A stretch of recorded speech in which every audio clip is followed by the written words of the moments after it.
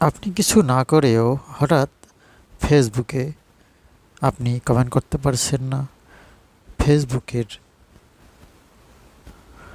মনিটাইজেশনে violation আসতেছে এবং আপনার ফেসবুক পেজটিও ডিসেবল হয়ে যাচ্ছে। এসব নিয়েই বিবিসি একটি রিপোর্ট দিয়েছে, অনেক বড় একটি রিপোর্ট। আমি এখন পড়ছি। যেসব কারণে হঠাৎ বন্ধ হয়ে যেতে পারে আপনার ফেসবুক আইডি বা পেজ। সম্পূর্ণ খবরটি বিবিসির পেজ থেকে নেওয়া।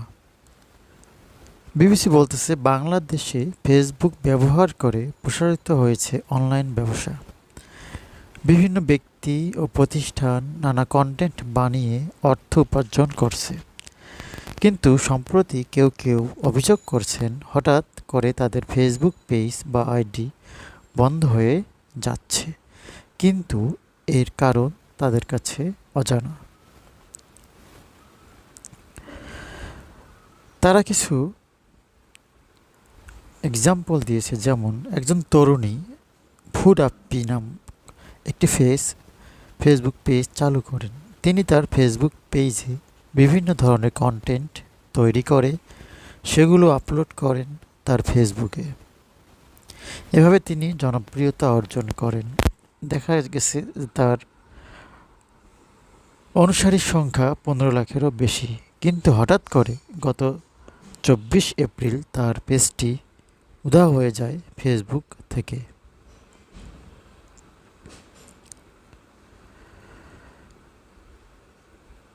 এছাড়া সাম্প্রতিক সময়ে বাংলাদেশে এমন অনেক ব্যক্তিগত অ্যাকাউন্ট ও পেজ ডিসেবল হয়ে গেছে, যারা শত চেষ্টা করেও তাদের অ্যাকাউন্ট ফেরত আনতে পারছে না। বিবিসি তাদের প্রতিবেদনে আরও বলছেন, বাংলাদেশ প্রকৌশল বিশ্ববিদ্যালয়ে বা বুয়েটের কম্পিউটার সায়েন্স বিভাগের শিক্ষক ও আইটি বিশেষজ্ঞ অধ্যাপক আশিকুর রহমান বলছেন যে ফেসবুক একটি ফ্রি জিনিস।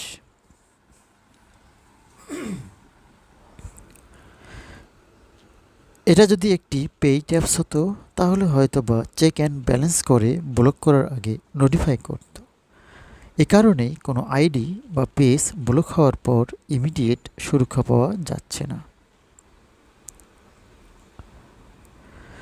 সোশ্যাল মিডিয়া বিশেষজ্ঞরা বলছেন, গত কয়েক বছরে ফেসবুক সাপোর্ট সিস্টেমে মানুষের পরিবর্তে রোবটের ব্যবহার কারণে তাদের সাপোর্ট সিস্টেম বেশ ব্যাহত হচ্ছে, যে কারণে কোনো ধরনের যাচাই বাছাই ছাড়াই হঠাৎ করে ফেসবুক অ্যাকাউন্ট বা পেজ ডিসেবল হয়ে যাচ্ছে। ডিসেবল হওয়ার কারণ কিছু উল্লেখিত। ফেসবুক ব্যবহারকারীর জন্য মেটার স্পষ্ট বেশ কিছু নির্দেশনা রয়েছে, যেটিকে বলা হয় কমিউনিটি স্ট্যান্ডার্ড গাইডলাইন, যা 6টি ভাগে বিভক্ত। 1 নম্বরে আছে সহিংসতা ও অপরাধমূলক কার্যকলাপ, 2 নিরাপত্তা, 3 আপত্তিজনক কন্টেন্ট, 4 সত্যতা ও বিশ্বাসযোগ্যতা, 5 মেধাস্বত্ব, 6 অনুরোধ ও সমাধান। আরও অনেক কিছুই তারা ব্যাখ্যা দিয়েছে। বাংলাদেশ প্রকৌশল বিশ্ববিদ্যালয়ের অধ্যাপক আশিকুর রহমান বিবিসি বাংলাকে বলেন, ফেসবুক তাদের নিয়ম নীতির বিষয়ে বেশ সতর্ক।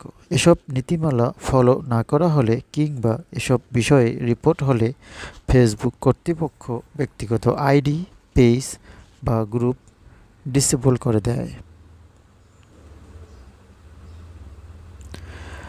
ডিসেবল হলে এখন কি করবেন? সোশ্যাল মিডিয়া বিশেষজ্ঞরা বলছেন, ফেসবুকে ভিডিও কন্টেন্টের ক্ষেত্রে রাইটস ম্যানেজার নামে একটি টুলস রয়েছে। যখন কোনো কন্টেন্ট ক্রিয়েটর নিজের একটি কন্টেন্ট তৈরি করে তার পেজ আপলোড করেন, তখন সেই ভিডিওটি অন্য কেউ চাইলে ডাউনলোড করে রাখতে পারে। শুরুর দিকে অনেক কন্টেন্ট ক্রিয়েটর রাইটস ম্যানেজার ব্যবহারের অনুমতি পান না, ফলে তারা কন্টেন্ট তৈরি করলেও সেখানে তাদের মালিকানা সত্ত্ব বা কপিরাইট পুরোপুরি নিশ্চিত হয় না। ফলে নতুন ক্রিয়েটরদের অনেক ভিডিও ডাউনলোড করে অন্য পুরাতন ক্রিয়েটররা তাদের রাইটস ম্যানেজারে সেগুলো আপলোড করেন। এটি সম্পূর্ণ বেআইনি হলেও আসলে যিনি এই কন্টেন্টটি তৈরি করেছেন তার পক্ষে মালিকানা প্রমাণ করা কঠিন হয়ে যায়। বিশেষজ্ঞরা বলছেন ফেসবুকের দুর্বলতার কারণে রাইটস ম্যানেজার ব্যবহার করে একজনের ভিডিওর স্বীকৃতি আরেকজন নিয়ে নিচ্ছে। কিন্তু আর্টিফিশিয়াল ইন্টেলিজেন্সের ব্যবস্থাপনার কারণে ফেসবুক উল্টো মূল ক্রিয়েটরের পেজ ডিসেবল করে দিচ্ছে। বিশেষজ্ঞরা বলেন যে কখনো কখনো 6 মাস বা 1 বছরেরও বেশি সময় লাগে, আবার কখনো একেবারে ফেরত নাও আসতে পারে যদি সঠিকভাবে নিবন্ধন করা না থাকে। ব্যক্তিগত অ্যাকাউন্ট বা পেজের এক্ষেত্রে নির্দিষ্ট নিয়মে আবেদন করার পরামর্শ দিচ্ছেন তারা। বিশেষজ্ঞরা পরামর্শ নিষ্ক্রিয় অ্যাকাউন্ট, পেজে ব্যবহৃত ইমেল অ্যাড্রেস বা ফোন নম্বর ব্যবহার করেন। অবশ্যই এই ইমেল অ্যাকাউন্ট বা ফোন নম্বর অ্যাক্সেস থাকতে হবে, যে মাধ্যমে এর ব্যবহারকারীদের সাথে ফেসবুক কর্তৃপক্ষ যোগাযোগ করতে পারেন। এবং ব্যক্তিগত অ্যাকাউন্ট পেজ খোলার ক্ষেত্রে আসল নাম ব্যবহারে তারা পরামর্শ দিচ্ছেন, কেননা এটি ফিরে পেতে হলে ড্রাইভিং লাইসেন্স, জন্ম নিবন্ধন কিংবা জাতীয় পরিচয়পত্র দরকার হয়। ভেরিফাইড অ্যাকাউন্ট বা পেজ কি নিরাপদ? ফেসবুক বেশিরভাগ ক্ষেত্রে দেখা যায় কমিউনিটি স্ট্যান্ডার্ড অমান্য করলে ফেসবুক স্বয়ংক্রিয়ভাবে অনেকে আইডি লিমিট করে দেয়। কখনো 7 দিন বা 1 মাসের জন্য পোস্ট করা বন্ধ, কখনো কমেন্ট ও শেয়ার করা বন্ধ হয়ে যায়।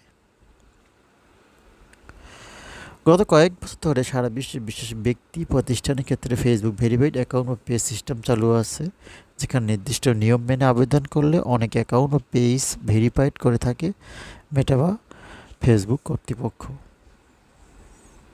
কিন্তু কখনো কখনো দেখা যাচ্ছে যে নীতিমালা ভঙ্গ বা অন্য কোনো কারণে ভেরিফাইড ফেসবুক পেজ কিংবা অ্যাকাউন্ট ডিসেবল হয়ে যাচ্ছে। এটিকেও মেটা কর্তৃপক্ষের দুর্বলতা মনে করছেন বিশেষজ্ঞরা। যাই হোক, বুয়েটের অধ্যাপক রহমান বলেছেন, রুলস ও কমিউনিটি স্ট্যান্ডার্ড পুরোপুরি মেনে বাংলাদেশের অনেক ফেসবুক ব্যবহার না করার কারণে ব্যবহারকারী ক্ষতিগ্রস্ত হচ্ছেন। তবে ফেসবুকের গাইডলাইনের বাইরে ব্যবহারকারীদের নিজে থেকেও অনেক সতর্ক হওয়া প্রয়োজন। এতক্ষণ যা কিছু পড়লাম আমি বিবিসির একটি নিউজ পড়লাম। আশা করি সবাই বুঝতে পেরেছেন ফেসবুক এখন দিন দিন অনেক কঠিন হয়ে যাচ্ছে। তারা বিভিন্ন বিষয় প্রতিনিয়ত আপডেট করছে। তারা চাচ্ছে যে একেবারে নতুন অরিজিনাল কন্টেন্ট যাতে মানুষ ফেসবুকে আপলোড করে, কোনো কিছু নিয়ে কারো কাছ থেকে ধার নিয়ে বা কারো কাছ থেকে কোনো কিছু কপি করে ফেসবুকে না দেওয়াই উত্তম। আপনারা একেবারে নতুন অরিজিনাল কন্টেন্ট আপনার মোবাইল দিয়ে ভিডিও করে আপনার নিজের ভয়েস দিয়ে আপনারা আপলোড করতে পারেন। সবচাইতে এটাই উত্তম উপায়। সবাইকে ধন্যবাদ।